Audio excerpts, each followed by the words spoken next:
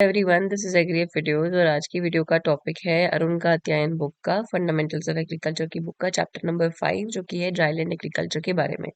So let's begin. Principles of agronomy की एक book थी जो कि लिखी गई थी रेड्डी एंड रेड्डी के द्वारा। उन्होंने मेजरली तीन बेसिस पे क्लासिफिकेशंस दी थी जो कि थी एनुअल रेनफॉल के बेसिस पे। तो अभी हम पहले वो समझते हैं कि तीन टाइप की वो कौन सी क्लासिफिकेशन है। पहला है ड्राई फार्मिंग, दूसरा है ड्राईलैंड फार्मिंग और तीसरा है rainfed farming. Very important classification. Majorly हम ये इनको जो रेनफॉल है, एनुअल रेनफॉल, सालाना कितनी रेन आती है उसके बेसिस पे मैंने क्लासिफाई करते हैं। ड्राई फार्मिंग के केस में ये है लेस देन 750 mm, ड्राईलैंड के केस में ये है मोर देन 750 mm और रेनफेड के केस में ये है मोर देन 800 mm। ठीक है। ड्राई फार्मिंग की अगर हम बात करें तो ड्राई फार्मिंग में मेजर लॉन्ग पीरियड होता है ड्राई स्पेल्स का, जिसमें कि क्रॉप ग्रोथ नहीं हो पाती है। जनरली ये एरिड एरियाज होते हैं जहाँ पे कि रहती है सिचुएशन, और मॉइस्चर कंजर्वेशन प्रैक्टिसेस से यहाँ पे सस्टेन करते हैं फार्मर्स। ड्राईलैंड फार्मिंग की अगर हम बात करें तो ड्राईलैंड फार्मिंग में ड्राई स्पेल तो होता है बट उतना फ्रीक्वेंट नहीं होता है। इवेपोट्रांसपिरेशन टोटल प्रेसिपिटेशन से ज़्यादा होता है जिसकी वजह से मॉइस्चर डेफिशिएट क्रिएट हो जाता है। सॉइल और मॉइस्चर कंजर्वेशन के मीन्स से इस एरियाज पे भी कल्टिवेशन होता है। ड्रेनेज फैसिलिटी हो सकता है कि रिक्वायर्ड हो अगर ब्लैक सॉइल की अगर हम बात करें तो। रेनफेड फार्मिंग की बात करें, यहाँ पे क्रॉप फेलियर के चांसेस कम होते हैं क्योंकि बारिश काफ़ी अच्छी होती है, एनुअल रेनफॉल होती है अच्छी। ड्रेनेज इंपॉर्टेंट प्रॉब्लम बन जाता है रेनफेड फार्मिंग की। ये प्रैक्टिस यहाँ पे क्रिएट करती है ह्यूमिड रीजन्स को। तो इस तरीके से तीन इंपॉर्टेंट क्लासिफिकेटेड टाइप्स यहाँ पे हैं। अगर हम बात करें और ड्राईलैंड फार्मिंग और रेनफेड फार्मिंग की कंपैरिजन की जो कि UN economic and social commission for Asia and Pacific ने दी थी, तो हम उसमें देखेंगे कि उनको क्या किस तरीके से क्लासिफाई किया गया है। मेजरली रेनफॉल के बेसिस पे 800 mm से कम और 800 mm से ज़्यादा का मेजर बार इन्होंने लिया है। ड्राईलैंड में मॉइस्चर अवेलेबिलिटी कम रहती है, बहुत शॉर्टेज होती है, जबकि रेनफेड में काफ़ी इनफ मॉइस्चर मिल जाता है। ग्रोइंग सीजन की बात करें तो 200 दिन से कम होता है ड्राईलैंड में, रेनफेड में 200 दिन से ज़्यादा का टाइम है। ग्रोइंग सीजन की और रीजन की बात करें, एरिड और सेमी एरिड होते हैं जबकि रेनफेड में ह्यूमिड और सब ह्यूमिड होते हैं। क्रॉपिंग सिस्टम की बात करें तो सिंगल क्रॉप या इंटर क्रॉप यूज की जाती है जबकि रेनफेड में इंटर क्रॉप और डबल क्रॉपिंग को यूज किया जाता है। कंस्ट्रेंट क्या है? ड्राईलैंड के केस में कंस्ट्रेंट है विंड और वाटर इरोजन जो होता है, विंड से या वाटर से जो इरोजन क्रिएट किया जाता है। रेनफेड के केस में पानी से होने वाला इरोजन ही प्रॉब्लम बनता है। बात करते हैं प्रॉब्लम और प्रोस्पेक्ट ड्राईलैंड एग्रीकल्चर की। 33% तो हमारा ड्राईलैंड और 67% हमारा रेनफेड का इरिगेटेड एरिया है। बात करें अगर अगर हमें नंबर्स कोट करने हैं कहीं तो टोटल जो कल्टीवेटेड एरिया है वो है 143.8 million hectare. Total cropped area की बात करेंगे तो वो है 187.94 मिलियन हेक्टेयर। ये सारे ड्राईलैंड कंट्रीब्यूट करते हैं फूड ग्रेन प्रोडक्शन में क्योंकि यहीं से मेजर फूड ग्रेन प्रोडक्शन होते हैं। मैक्सिमम एरिया को आप अचीव कर सकते हो, बढ़ा सकते हो सकता है कि 50 कर लो, हो सकता है कि 75 कर लो, वो सब बातें हैं बेसिस जो जो आप फैसिलिटीज अवेलेबल कराते हैं। पल्सेस, ऑयल सीड्स, ये सारे एरियाज में ग्रो किए जाते हैं। इंपॉर्टेंट अगर कमर्शियल क्रॉप्स की अगर ड्राईलैंड की बात करें तो कैस्टर है, कॉटन है, ग्राउंडनट है, कोर्स ग्रेन जैसे कि जवार, बाजरा, मेज क्रॉप्स, ये सारे रेन फेड है। तो डिफरेंस आ गया आपके पास एक तरीके से, कॉटन, कैस्टर, ग्राउंडनट आपके ड्राईलैंड के हैं और जवार, बाजरा, मेज आपके ये हैं आपके रेन फेड के। ठीक है। उसके बाद हम बात करते हैं ड्राई फार्मिंग के कुछ इम्पोर्टेंट प्रॉब्लम्स क्या होती हैं। पहला है कि रेनफॉल इरेटिक है, कभी भी रेनफॉल हो जाती है जो कि बारिश के सीजन में काफी टाइम तक 80% रेनफॉल तो बारिश के सीजन में होती है। तो वो डिस्ट्रीब्यूशन एक अनइवन डिस्ट्रीब्यूशन है। लेट ऑनसेट होता है और अर्ली रेन्स का सेसेशन हो जाता है, खत्म हो जाती है जल्दी रेन और लेट आती है, उसकी वजह से क्रॉप पीरियड डिस्टर्ब होता है। प्रोलॉन्ग ड्राई स्पेल्स रहते हैं बिकॉज काफी टाइम तक तो बारिश नहीं मिलती है, पानी नहीं मिलता है सॉइल को। मॉइस्चर की रिटेंशन कैपेसिटी काफी कम है। फर्टिलिटी कंडीशंस काफी पुअर हैं। सोशियो इकोनॉमिक कंस्ट्रेंट्स काफी ज्यादा हैं। अगर बात करें 54% होल्डिंग्स तो एक हेक्टेयर से कम वाले फार्मर्स की है। तो उस तरीके से अनइवन डिस्ट्रीब्यूशंस, इकोनॉमिक कंस्ट्रेंट्स, ये सारे पैरामीटर्स बनते हैं। साथ ही इनको सपोर्ट करता है टेक्नोलॉजिकल और डेवलपमेंट कंस्ट्रेंट्स, वो भी यहाँ पे नहीं होते हैं। और सबसे जो इम्पोर्टेंट फैक्टर है वो है कि इंफ्रास्ट्रक्चर डेवलपमेंट बहुत ही लिमिटेड है और अनप्रॉपर है, जिसकी वजह से फार्मर्स को अवेलेबिलिटी ऑफ क्रेडिट या एग्रीकल्चर इनपुट में दिक्कत आती है। तो तीन तरीके का एग्रीकल्चर इन एरियाज में सारी प्रॉब्लम्स के बाद हो सकता है। एग्रो फॉरेस्ट्री हो सकती है, एनिमल हस्बेंड्री की जा सकती है पास्चर मैनेजमेंट्स के साथ, और तीसरा होता है क्रॉप प्रोडक्शन जो कि बेसिक होता है। अब हम बात करते हैं ड्रॉट और एग्रीकल्चर। ड्रॉट में क्या डिफरेंस है, क्या चीजें हैं, थोड़ा समझते हैं। आईएमडी जो कि पूना में है, जिसका नाम है इंडियन मेट्रोलॉजिकल डिपार्टमेंट, पुणे में सिचुएटेड है। ये डिफाइन करता है ड्रॉट क्या है, व्हाट इज अ ड्रॉट। तो ड्रॉट एक ऐसी सिचुएशन है जो कि एक एरिया में किसी साल में अगर करती है जहाँ पे कि annual rainfall 75% of the normal उससे कम है। मान लो नॉर्मली वहाँ पे 800 mm की रेनफॉल होती है, 75% से भी कम जब रेनफॉल होगी तब हम उसे ड्रॉट कंसिडर करेंगे। जब रेनफॉल की डेफिशिएंसी 50% होगी नॉर्मल से, 50%, 75 के बदले अगर आप 50 का बार लेंगे तो वो हो जाएगा आपका सिवियर ड्रॉट। ठीक है, सिवियर ड्रॉट और ड्रॉट में डिफरेंस आ गया।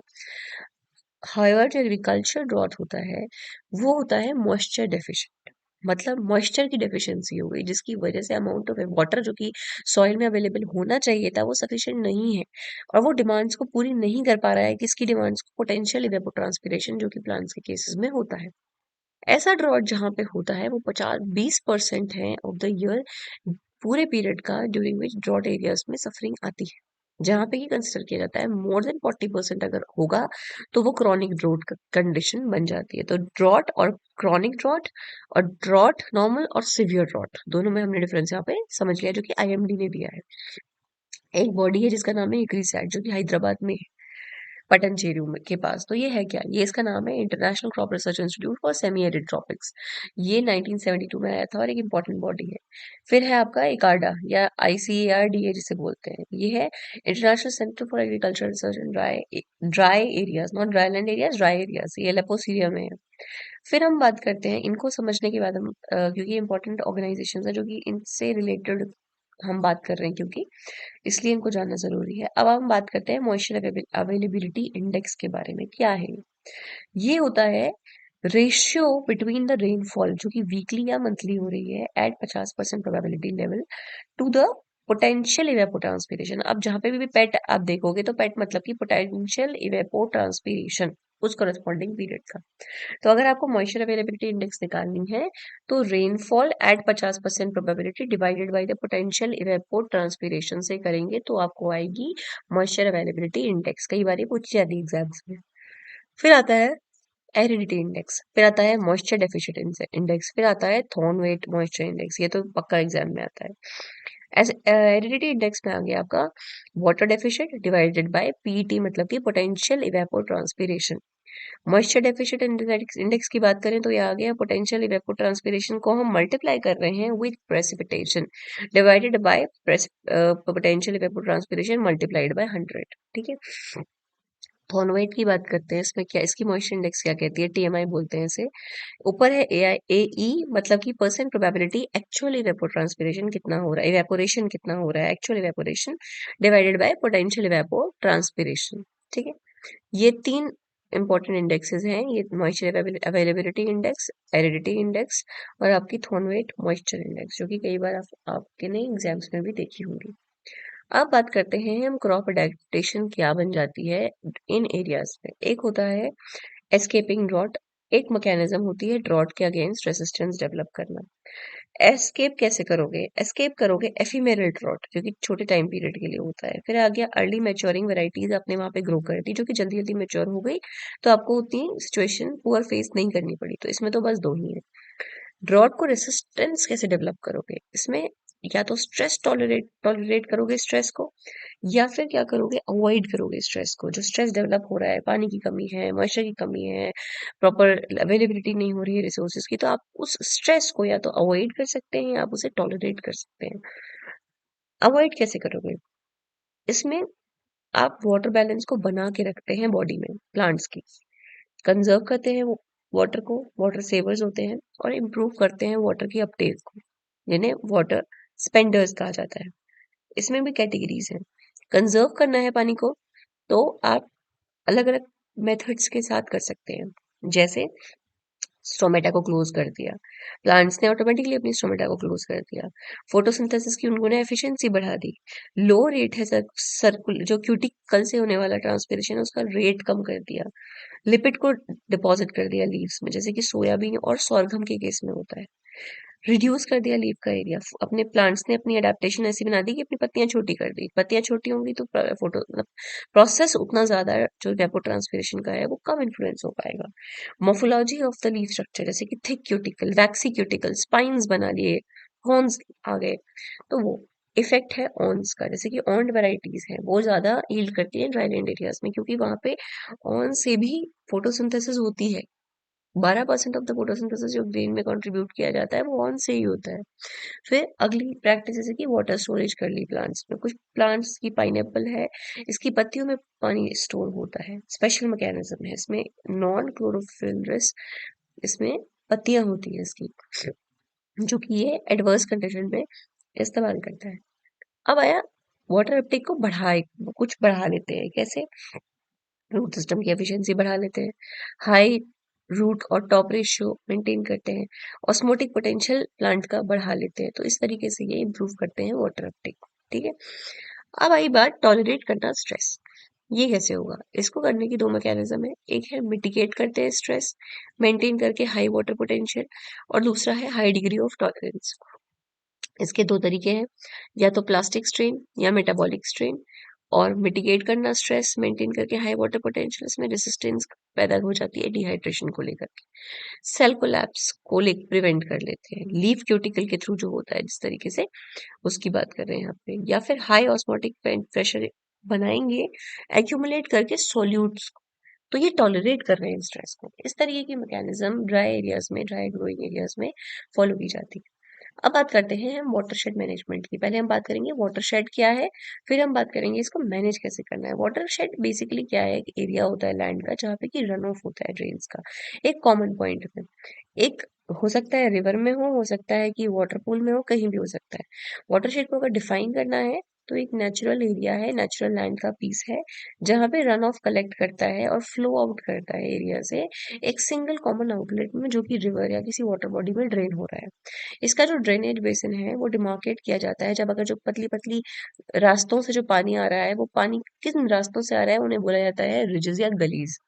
वाटरशेड या ड्रेनेज एरिया या फिर कैचमेंट एरिया उसे बोलते हैं। जनरली इंटरचेंजेबली उनको टर्म यूज की जाती है। ऑर्डिनरली जो कैचमेंट एरिया है, मतलब कि catchment is basically water collecting area, ये बड़ा होता है, बट जो एरिया वाटरशेड का है वो कंपैरेटिवली छोटा होता है। वाटरशेड एरिया एक यूनिट है, दोनों ही एंगल से अगर हम समझे, land unit, water body unit, but इनके बीच में जो सेपरेशन होती है वो होती है कैचमेंट एरिया में। इसलिए कैचमेंट एरिया वो एरिया बन जाता है जहाँ पे कि वाटर फ्लो करके आता है, एक कॉमन रिवर पॉइंट या रिवर पूल या वाटर पूल कुछ भी हो सकता है। ठीक है, डिफरेंट रिवर ट्रिब्यूटरीज होती हैं जो कि water different different water catchment areas में फ्लो करती हैं, कॉमन बड़ी रिवर बनाती हैं। जो लार्ज ड्रेनेज एरियाज होते हैं उन्हें हम बोलते हैं रिवर बेसिन, बड़े एरियाज को हमने बेसिन बोल दिया। जैसे ये वाटरशेड की बाउंड्री है, ये इसकी ब्रॉड बेड्स हैं और ये इसका वाटरवे है, इस तरीके से यहाँ से कलेक्ट होके आ रहा है पानी। तो वाटर कैचमेंट एरिया ट्रिब्यूटरी की अगर हम बात करें तो वो सब कैचमेंट एरिया बन जाता है। कैचमेंट एरिया इस तरीके का जो है ये वाटरशेड एरिया बन जाएगा। तो वाटरशेड एरिया से इस तरीके से जब हम एग्रीकल्चर पर्पज के लिए, अलग अलग एक्टिविटीज के लिए फार्मर वहां से पानी यूज कर सकता है। रन ऑफ जो होगा इसमें वो मूव करेगा डिपेंडिंग ऑन द टोपोग्राफी कैसी है। रन ऑफ अपर फील्ड से आएगा तो लोअर फील्ड्स में आना है उसने, इससे क्या होगा, इरोजन भी हो सकता है at some point of time. Soil conservation की बात करें तो आइसोलेटेड मैनर पे सफिशिएंट नहीं होता है चेक्स, जो कि इरोजन के केस में अगर हम करते हैं तो इसलिए इंपॉर्टेंट हो जाता है कि सॉइल को कंजर्व किया जाए। मेजर ऐसे हमें मेजर्स लेने चाहिए जो कि सॉइल को बचा के रखें। ड्राईलैंड एरियाज की बात करें तो सॉइल और वाटर इरोजन, फ्लड जैसे ये बहुत ही कॉमन प्रॉब्लम्स होती है। इन सभी पॉइंट को ध्यान में रखते हुए सरकार ने वाटरशेड मैनेजमेंट का प्रोग्राम लॉन्च किया, जो कि 7th 5 ईयर प्लान में लाया गया था। सॉइल और वाटर कंजर्वेशन के लिए जो मेजर्स थे वाटरशेड के, वो डिमार्केट किए गए हैं सब वाटरशेड और माइक्रो वाटरशेड्स में। माइक्रो वाटरशेड्स बेसिस बनते हैं फिर आगे के प्लानिंग और एग्जीक्यूशन के लिए। स्टार्टिंग में 4000 वाटरशेड्स बनाए गए थे अलग अलग एग्रोक्लाइमेटिक रीजन्स में, और डिपार्टमेंट ऑफ एग्रीकल्चर ने फंड्स प्रोवाइड किए हैं स्पेशली इसके लिए। वाटर 47 प्रोग्राम्स ऐसे हैं जो कि इनिशिएट किए गए हैं थ्रू आईसीएआर, जो कि इंस्टीट्यूट है। ये प्रोग्राम एक्सीलरेट किया गया था 1983 में, जबकि वर्ल्ड बैंक ने असिस्टेंस भी दी थी अलग अलग 4 वाटरशेड्स के लिए। इसमें कुछ फीचर्स होते हैं जैसे कि सॉइल और वाटर कंजर्वेशन मेजर्स हैं आपके। इसमें बन गया आपका सॉइल का सर्वे होता है, कंटूरिंग होती है, ग्रेडेड बंडिंग होती है, रिपेयरिंग, पुरानी बंड्स को रिपेयर किया जाता है, डैम्स को, लैंड रिक्लेमेशन देखी जाती है, डिगिंग की जाती है पॉन्ड्स की, वो सब आ गया आपका सॉइल और वाटर कंजर्वेशन। फिर आता है साइंटिफिक ड्राईलैंड फार्मिंग। इसमें थोड़ा सा हम टेक्निकल टर्म्स को यूज करेंगे, जैसे कि हम प्लाउइंग करते हैं, जैसे कि डीप प्लाउइंग करते हैं, मल्चिंग करते हैं, नई वेराइटीज बनाते हैं जो कि रेसिस्टेंट है, वीट कंट्रोल करते हैं, इंटीग्रेटेड न्यूट्रिएंट मैनेजमेंट करते हैं, आईपीएम जैसे कि हम इंटीग्रेटेड पेस्ट मैनेजमेंट कहते हैं वो करते हैं। तो ये सब एक्टिविटीज होती हैं। तीसरा है फॉरेस्ट फॉरेस्ट्री और डेवलपमेंट ऑफ पास्चर्स, ये भी इसका इंपॉर्टेंट पैरामीटर है। एनिमल हस्बेंड्री और डेवलपमेंट ऑफ डेयरी, जैसे कि आपका डेयरी, इसमें आ गया आपका artificial insemination, economic assistance, proper husbandry, वो सब हम प्रोवाइड करते हैं इसमें। वाटरशेड मैनेजमेंट का एम क्या है? सिंपल एम है, तीन इंपॉर्टेंट बेसिक एम्स हैं। पहला है प्रोटेक्ट करना, कंजर्व करना लैंड रिसोर्सेज को, ताकि एफिशिएंट यूटिलाइजेशन हो सके। दूसरा है एनहांस करना पानी के रिसोर्सेज को, मॉडरेट करना फ्लड्स को, और रिड्यूस करना जो भी हमारी सिल्टिंग होती है टैंक में, जिससे कि इरिगेशन और रेन वाटर की जो अमाउंट है वो कंजर्वेशन में जा सके। तीसरा है नेचुरल लोकल रिसोर्सेज को यूज करना, ताकि हम एग्रीकल्चर को इम्प्रूव कर सकें, हर एक तबके के लिए, हर एक सोसाइटी के स्ट्रेटा के लिए। अब इस तरीके से वाटरशेड मैनेजमेंट क्या है? एक प्लान यूज है वाटरशेड एरियाज का प्रीडिटरमाइन ऑब्जेक्टिव्स के साथ, जैसे कि कंट्रोल हो गया इरोजन का, स्ट्रीम फ्लो, सेडिमेंटेशन, अलग अलग फैक्टर्स को यहाँ पे हमने ध्यान दिया है। अब बात करें एग्रीकल्चर माइक्रो वाटरशेड के बारे में, तो इंपॉर्टेंट एस्पेक्ट्स बन जाते हैं सॉइल कंजर्वेशन मेजर्स, सॉइल को इम्प्रूव कैसे करना है, शॉर्टेज को कैसे ठीक करना है, स्टोरेज को कैसे काम करना है, यूटिलाइजेशन कैसे देखना है, रन ऑफ कैसे देखना है, वो सब चीजें इसमें देखी जाती हैं। वाटरशेड में कुछ पर्टिकुलर स्टेप्स होते हैं जो कि मेंटेन किए जाते हैं, उनकी हम बात कर लेते हैं। वाटर हार्वेस्टिंग की जाती है, ऐसी टेक्नोलॉजीज यूज की जाती है जो कि लोकल है। इंटरक्रॉपिंग यूज की जाती है, सॉइल को सुटेबल बनाया जाता है। एफोरेस्टेशन जैसी प्रैक्टिस यूज की जाती है। ड्राईलैंड और हॉर्टिकल्चर की प्रैक्टिस को यूज किया जाता है, जैसे कि mango, guava, pomegranate, sapota, tamarind, ये सब गुड पोटेंशियल रखते हैं मार्जिनल लैंड्स में, ठीक है। एक्सप्लॉयटेशन को रोकने के लिए, एफिशिएंसी को बढ़ाने के लिए मेजर्स यूज किए जाते हैं। डेयरी और पास्चर को भी इंट्रोड्यूस किया जाता है। स्टॉल गोट और शीप फार्मिंग को भी पॉपुलराइज किया जाता है सेरिकल्चर और मलबेरी, सिर्फ अपने आप को एक ही तक सीमित ना रखे फार्मर, अपना डाइवर्सिफिकेशन करे, हॉर्टिकल्चर प्रोडक्ट्स को ग्रो करे, एक्सटेंशन और ट्रेनिंग प्रोग्राम्स में काम करे। अब आया वाटर हार्वेस्टिंग, इसमें अब हम एक एक पॉइंट को समझते हुए आगे बढ़ेंगे। वाटर हार्वेस्टिंग या रन ऑफ कंसंट्रेशन या रेनफॉल प्रेसिपिटेशन को अगर हम समझे, तो ह्यूमिड क्लाइमेट की बात करें तो रन ऑफ यूजुअली अगर करता है जब रेनफॉल किसी भी नेचुरेटेड सॉइल पे आती है। जब सेमी एरिड कंडीशंस की बात करें तो टोटल जो एनुअल प्रेसिपिटेशन है, हो सकता है कि सफिशिएंट ना हो, बट रेनफॉल जब होगी छोटे से पीरियड के लिए भी, वो एक सुटेबल एनवायरनमेंट और सुटेबल कलेक्शन देगी, जो कि पॉइंट्स में, रिसाइकलिंग सेंटर्स में जाके सेव करने के लिए पानी को यूज किया जा सकता है। वाटर हार्वेस्टिंग का जो फर्स्ट टर्म यूज किया गया था वो था म्योर्स। नॉर्मली वाटर हार्वेस्टिंग को अलग अलग तरीके में एफिशिएंसी से किया जाता है। इंडिया में मेजरली तीन टाइप की वाटर हार्वेस्टिंग को टेक्निक्स को फॉलो किया जाता है। पहला है इंटर रो वाटर हार्वेस्टिंग। इसमें क्या होता है, ये एरिड एरियाज में की जाती है जिसमें कि लाइट सॉइल होती है और एनुअल रेनफॉल 400 से 450 के बीच में ही रहती है। क्रॉप इसमें नैरो स्ट्रिप्स में ग्रो की जाती है। वाइड इंटरवल्स होते हैं रिजेस के, इस तरीके के रिजेस होते हैं, इनका वाइड इंटरवल्स होता है, ठीक है। जैसे कि ये आर्टिफिशियल मिनिएचर वाटरशेड्स कहा जाता है, ताकि क्रॉप है, क्रॉप के बगल में ये है तो पानी जो भी आएगा यहाँ इकट्ठा हो जाएगा।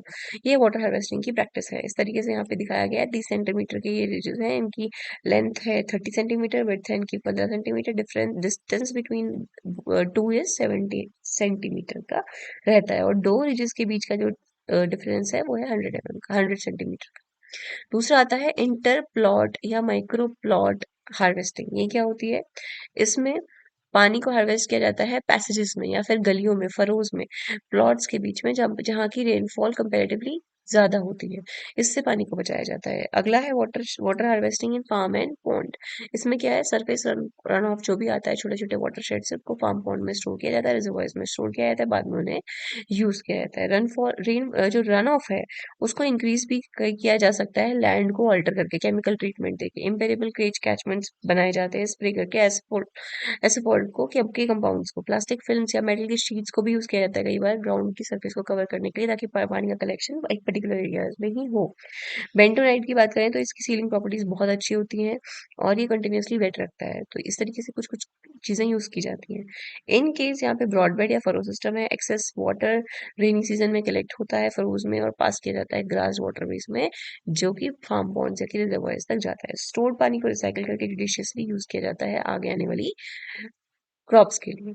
अब एक इसमें है जल शक्ति। व्हाट इज दिस जल शक्ति?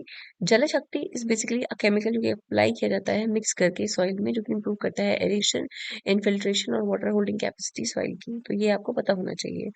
फिर बात करते हैं इवेपोट्रांसपिरेशन, ईटी जिसे हम कहते हैं। Soil moisture majorly limiting factor होता है ड्राईलैंड के केसेस में।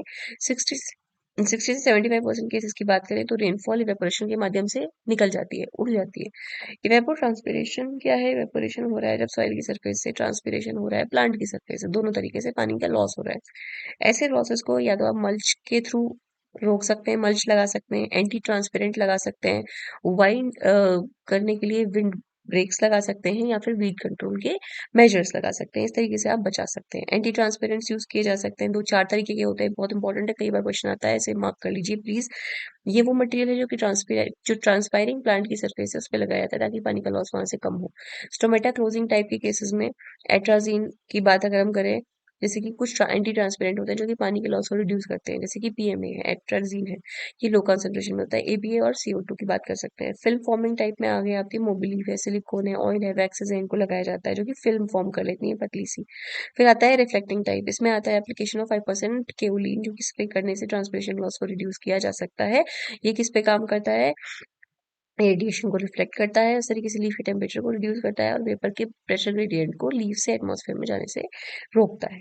फिर आता है रोड रिटार्डेंट, इसमें आता है सीसीसी, मतलब कि साइको सेल, ये इंपॉर्टेंट है। ऐसे केमिकल्स रिड्यूस करते हैं शूट की ग्रोथ को और रूट की ग्रोथ को बनाते हैं ताकि रेजिस्टेंस जो है वो डेवलप अच्छी तरीके से स्ट्रांगली हो सके। अब हम बात करेंगे विंड ब्रेक और शेल्टर बेल्ट की। ये कुछ नहीं है, बस बेसिकली विंड ब्रेक ऐसा स्ट्रक्चर होता है जो कि विंड को ब्रेक करता है फ्लो करने से और उसकी स्पीड को कंट्रोल करता है। जबकि शेल्टर बेल्ट जो होती हैं ये रोज ऑफ ट्रीज हम लगाते हैं या श्रब्स प्लांट करते हैं जो कि प्रोटेक्ट करते हैं क्रॉप को विंड के अगेंस्ट। ये प्रोटेक्शन देते हैं शेल्टर की तरह अगेंस्ट द विंड, और जो कि सुटेबल हैबिटेट है बर्ड्स की, हनी बीज की, जो भी मतलब वहाँ पे आसपास में रहती है। विंड इरोजन जो भी एरियाज होते हैं वहाँ पे विंड ब्रेक और शेल्टर बेल्ट्स को ही प्लांट किया जाता है। ये इरोजन को प्रिवेंट करते हैं और डेजर्टिंग को ये अवॉइड करने में मदद करते हैं। इससे विंड स्पीड 60 से 80% तक कम हो जाती है लीवर्ड साइड में। अगर हम बात करें हाइट ऑफ टॉल ट्रीज की, तो लेंथ एंड जो भी विंड ब्रेक आप लगा रहे हैं उसका प्रोटेक्शन ये सॉइल के अगेंस्ट भी देता है। ये शेल्टर की तरह काम करते हैं। 5 से 10 times height of the tree अगर है आपकी, और 30 टाइम्स लीवर्ड साइड में, वो आपका टॉल ट्री का केस था। ये आपका डेसिकेटिंग विंड्स के अगेंस्ट आपको ये बता रहा है। जैसे कि 10 से 11 मीटर का आपका टॉल विंड ब्रेक आपने लगाया, जब विंड एनकाउंटर किया आपने 45 से 50 किलोमीटर प्रति घंटे की रफ्तार से जो विंड आ रही है, ठीक है, और ये रिड्यूस करता है विंडवर्ड साइड की स्पीड को 20 से 30 कर देगा और 10 किलोमीटर पर आवर कर देगा जस्ट लीवर्ड साइड में, जो कि इलुस्ट्रेट किया गया है इस इंपॉर्टेंट पिक्चर में। 45 की स्पीड से यहाँ पे विंड आ रही है, आपका 30 सेंटीमीटर का यहाँ पे आपने बैरिकेडिंग लगाई है। अपन अलग अलग उस पे आपने यहाँ से करते करते जिस तरीके से जब ये विंड इधर से होते हुए आएगी, अगर 11 मीटर का लंबा पेड़ है तो किस तरीके से हवा कट कट के कितना किलोमीटर प्रति घंटे की रफ्तार इसकी कम हो गई है, वो यहाँ पे दिखाने की कोशिश की है। वीड इरोजन को कंट्रोल करने के लिए जो शेल्टर बेल्ट की कैपेसिटी होती है वो बहुत अच्छी होती है। भी दो प्लांट्स के बीच में इंटरवल्स के साथ इन्हें लगाया जाता है। विंड की डायरेक्शन को काउंटर करने के लिए नेसेसरी होता है कि लंबी लंबी लेंथ हम विंड ब्रेक्स की लगाएं ताकि विंड जब ब्लो करती है क्रॉस विंड ब्रेक्स, तो अगर हम बात करें विंड ब्लो हो रही है, grass shrub small trees tall trees इस तरीके से जब आ रही है, इससे क्या होगा? It does not produce any turbulence of the air, turbulence नहीं डेवलप होगी एयर में। रिडक्शन जब होगा विंड स्पीड का, इससे इवेपोरेशन से होने वाले लॉसेस का, अवेलेबल वाटर जो क्रॉप्स को है वो बढ़ेगा और लॉसेस कम होंगे। प्लांटिंग पैटर्न ट्रीज का, श्रब्स का, शेल्टर बेल्ट्स में ग्रासेस और श्रब्स के केसेस में प्लांट किया जाता है आउटर रोज, जो कि ट्रेन करती है विंड को ताकि वो तरीके से above the ground surface rise करें। इनर रोज जो स्मॉल ट्रीज की होती हैं, आउटर रोज प्लांट की जाती है टॉल ट्रीज की, जो कि फर्दर उसके लेवल को मेंटेन करने में हेल्प करती हैं। बेनिफिशियल इफेक्ट होता है शेल्टर बेड्स का ज्यादातर क्लियरली ड्रॉट एरियाज में देखने को मिलता है। इन ऐसे एरियाज में विंड ब्रेक्स होते हैं 3 से 7 रोज के और 15 से 30 मीटर वाइड होते हैं, और ये बहुत इफेक्टिव रहते हैं। इस तरीके से इनका मॉडिफिकेशन काफी हमें हेल्प करता है क्रॉप के प्रोडक्शन को इम्प्रूव करने में, शेल्टर्स प्रोवाइड करता है बर्ड्स को, हनी बीज को, और भी अलग अलग एनिमल्स हैं उनको, जैसे कि पेट्स को भी इस तरीके से ये हेल्प प्रोवाइड करने में सपोर्ट करता है। सो आई होप आपको ये कंटेंट पसंद आ रहा है, ये एक्सप्लेनेशंस पसंद आ रहे हैं। Please keep liking the videos, please keep subscribing the channel guys. Thank you so much for watching.